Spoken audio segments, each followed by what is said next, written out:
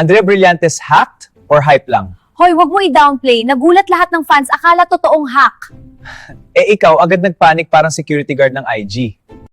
Andrea posted na na-hack daw siya. Grabe, parang teleserye cliffhanger.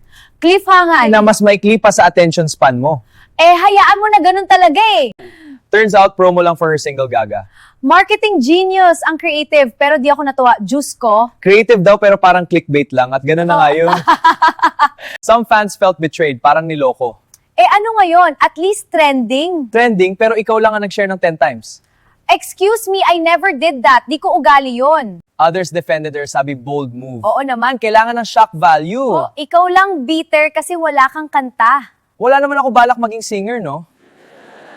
Sabi ng iba, genius marketing move. Pero may nagsabi, Parang "Sige, discount card mo sa mall. at least may discount. Ikaw wala kahit charm points. Ayaw patalo, oh. Stuck in the MRT crush? Blocked shows too? A VPN unlocks them instantly. Magically unblock TV shows. Link in the description. Fans daw mas gustong drama kaysa music mismo. Drama addict ka rin eh, kaya favorite mo teleserye rerun starring Andrea Brillantes. Eh ikaw, riran din ang bad jokes mo, walang bago. Laging wale.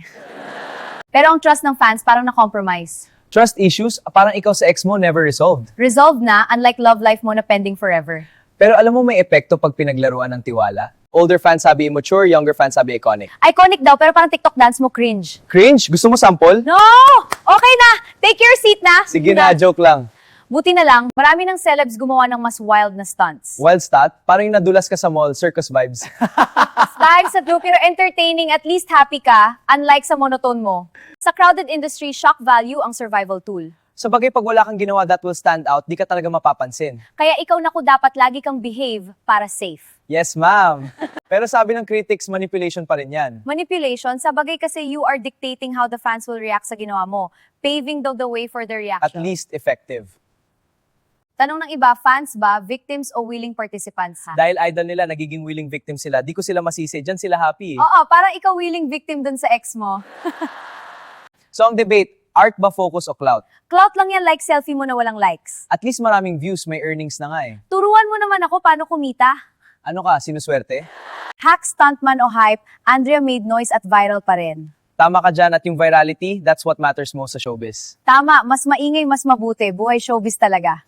So tapos na naman ang ating programa. Subscribe to our channel guys, Pinoy Showbiz Chika. Like and share nyo na rin mga videos natin para mas maraming makapanood. Abangan ang next episode.